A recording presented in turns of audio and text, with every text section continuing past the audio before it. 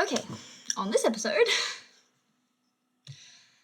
we're gonna talk about some real life events and some personal life events. Let's start with the real life stuff. So, things have gone down. Like, there are a lot of things happening in Israel.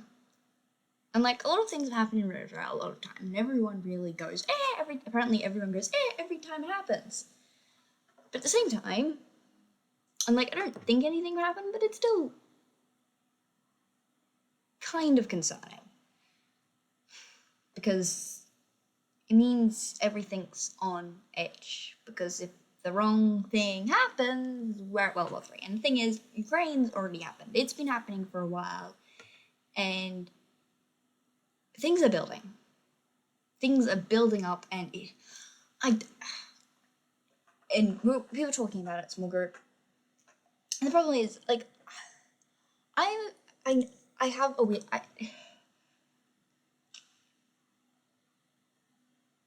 I'm obsessed with Revelations, and I don't know why. I am going to starting tomorrow start reading that again and just read that out to you guys because it's not good. Shit's going down. Shit's going down because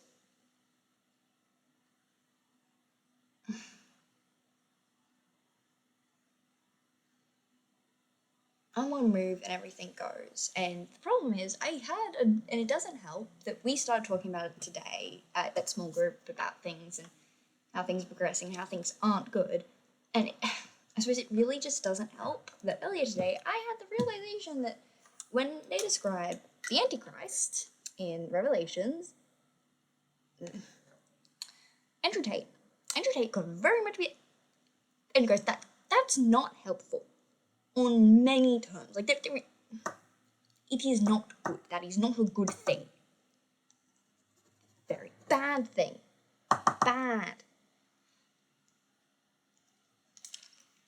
Because the thing is, because I only found this out recently, he apparently claims to be a Christian. Can you believe that? Andrew Tate, a Christian. Ridiculous and quite frankly impossible. The idea that man is any way related to Christianity is insane. But he claims to be, and people believe him, and that's not good. Because a lot of his views are antithetical to Christianity. In fact, he proposes a lot of views that the early church was literally there to not only dissolve, but subvert. Like, it's just, things are not going well. Like, I know, like, I don't know whether the obsession's from me or from God, but there's just a lot, shit's going down. So that's just freaking me out. Doesn't help that I think I saw a world glitch today. Like, literally, I was looking through a window and I saw through, and I went to open a door, and I thought there was going to be another door on the other side that was open because I saw through the window to the outside, and it wasn't, like, basically, it was a door window into a garage, and I thought the garage door was going to be up. The garage door was down, and somehow I saw outside, and now I'm terrified. It could have been a reflection, but I actually paid attention to it on the way back, and there was no reflecting in the window, and I don't know. I hope it was a reflection, but that freaked me out, and today has not been a good day, especially in terms of that. So that's a thing we're putting out into the ether.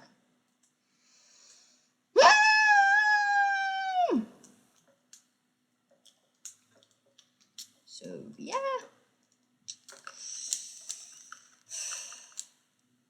Anyway, personal things.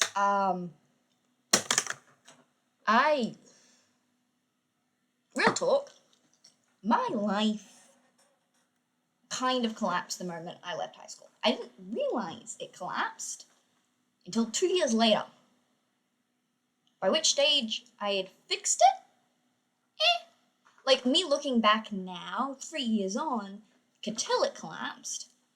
I just didn't realize it fully collapsed until now, basically under the realization that the people I considered my friends no longer want to be friends with me. Which is, like, fair. That's what happened to me in high school. And everyone keeps telling me that, but it's kind of unfair because all of them had friends at church and, like, they had Christian friends, and I don't have that. I didn't have them. And yeah, sure, some of them are the thing of like they're leaving like later on, well after, like they had friends during high school and they moved on to uni with them because they were going to church. And I didn't have that. I didn't have anybody. You are my first Christian friends, and you're probably going to be the only friends I have that will continue on outside of other stuff for a very long time. You will have friends outside of this. I don't. Sucks. I tried to keep them. I wanted to be friends with them. I tried so hard, and I lost them. And the worst part of it is they were my connections into the wider queer community. Because what this means is I hate to admit it, but I'm part of a very conservative church. Like the wider Uniting Church isn't conservative, but the congregation I'm going to is fairly conservative. And I've come out to my small group, and they accept me and they love me, and it's nice and brilliant. I'm pretty sure I told you guys, but I've come out to my pastor. I'm talking to the pastor, and the pastor, oh my goodness, he's so nice, but he doesn't believe in them being more than one gender. And I understand his reasoning behind that, and we're going to walk through it together, and if I come to a different conclusion, he will use the correct pronouns for me. And somehow in that conversation, I felt more fucking accepted by him than some of my fucking queer friends. And that hurts. That hurts a lot. Because online, I see queer communities, and they're so loving and supportive, and it's all about self-expression, and I don't feel that. The people I know who are queer in real life, I don't feel that from.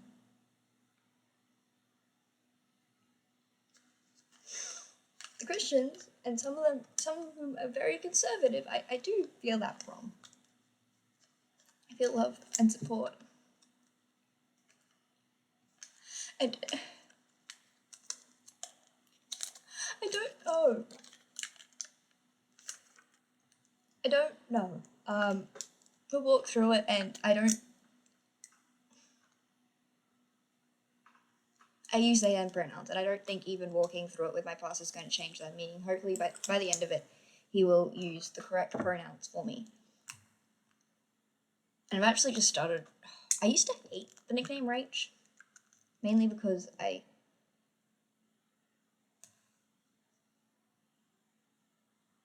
didn't want people to get my name wrong. I liked my name was my name, and I have very strong attachments to my name.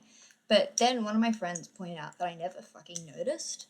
When you called someone shortened my name to Rach, I just straight up didn't notice, and I don't know when it happened, and guess what? Rach sounds a lot less feminine than Rachel. And I kind of like it. Because I definitely not getting rid of my name. I can't get rid of my name. My name has too many attachments. Like, I'm too bad with names to ever change my name. Let's put it that way.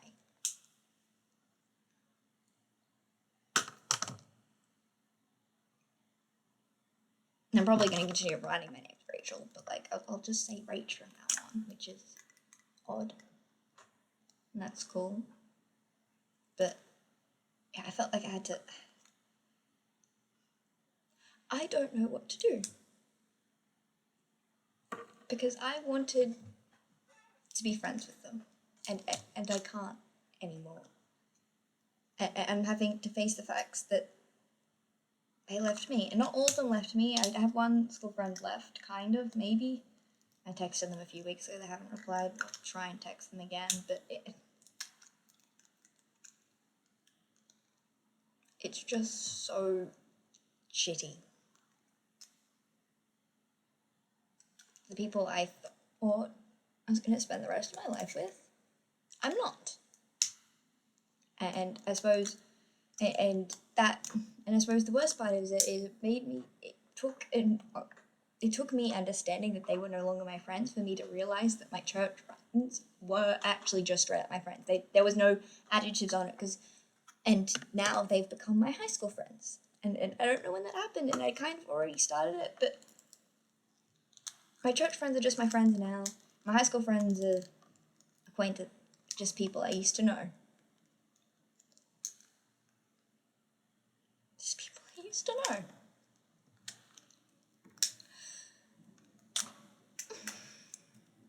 I don't like that. I don't like that at all.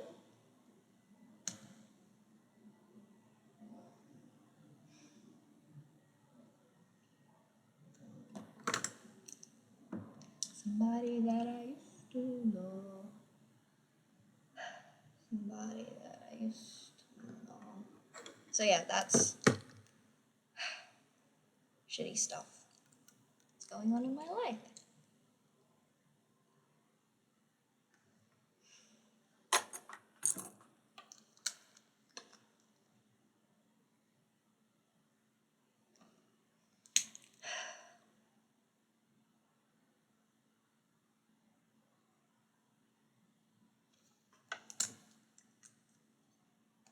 That's an episode in my life. But yeah, basically, where was that tangent going? Right. Basically, my whole life fell apart because basically that's when we stopped seeing each other, and that's when they stopped really being my friends, and that was the end of a lot of things. High school was the end of a lot of things, and what I didn't realize at the time is my entire support network fell out from under me because I didn't have support from my friends and family. No, I didn't have support from my family, and I had no friends other than my high school friends who were no longer friends, basically. Like, from that point, like, I have been the main engager in being our friend, in making sure we're still friends for the last 3 years. It's, yeah, not good.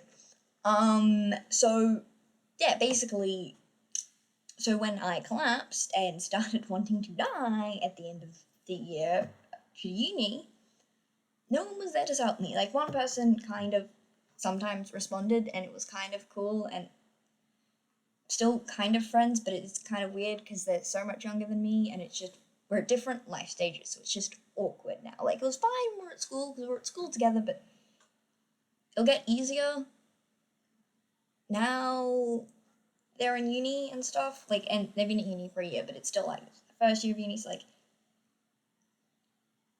as time goes on, maybe we can start reconnecting, but it is just really weird, because they're at different life stages, and they're not at church, meaning it's awkward. I'll keep in casual contact with them, so, like, when things start getting less awkward, maybe we can reconnect. I don't know, that feels weird. That feels weird, doing that purposely, but I don't... But I also don't want to just straight up cut them off, and I feel like that would also be weird. I don't know what's going on that one. That one's going to take a bit of figuring out over a long... But basically, everyone else just didn't respond. Finally texted one person. And this was after I'd started getting things back on track at the beginning of the second year of this train wreck happening, and I find out that not only have the 3 of them all been in contact, they've just not been replying to me. Because I contact one of them and they're like, yeah, sure, meet up, and the other 2 are invited. I'm like, yeah, sure, they can be invited. I was like, yeah, sure, you can invite them, see if they turn up. They both turn up instantly, responding.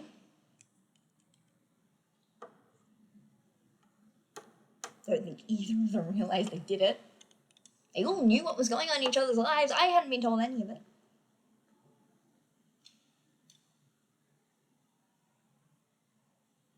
I knew none of it. And then things get worse from there.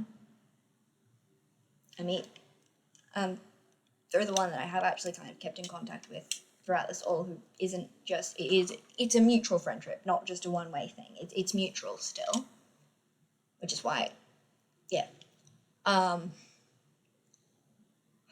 It's complicated and annoying because of age differences and stuff. It's awkward kind of thing, but, like, it's mutual. Organizing a D&D thing, and they were there, and I find out that she's a he, and it's fine, but I'm not even told beforehand. because mutual friend thought I already knew, which would have made sense, and he told everyone else it's something and just was too scared to tell me because of how I'd react. Which, isn't that just a kicker? Like, I didn't make that feel, and you also find out that they've been talking to each other, and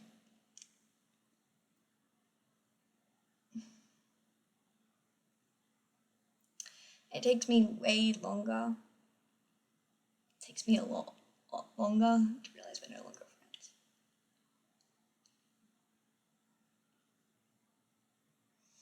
My entire world collapsed, and I didn't even notice until I was struggling.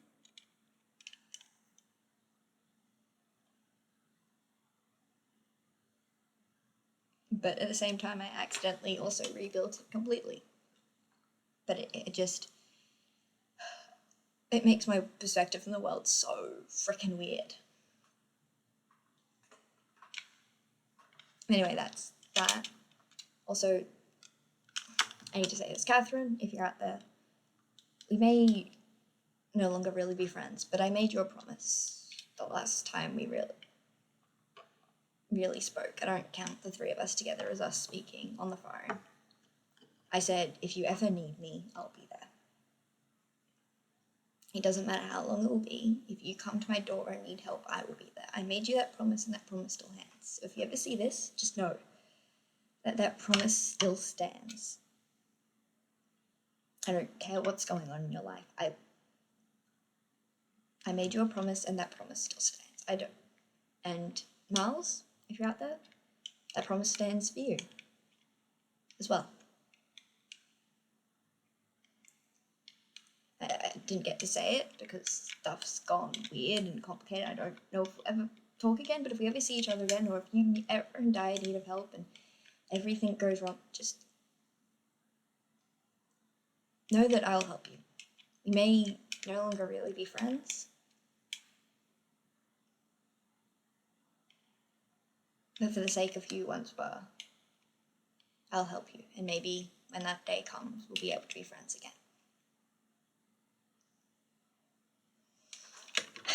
Bye!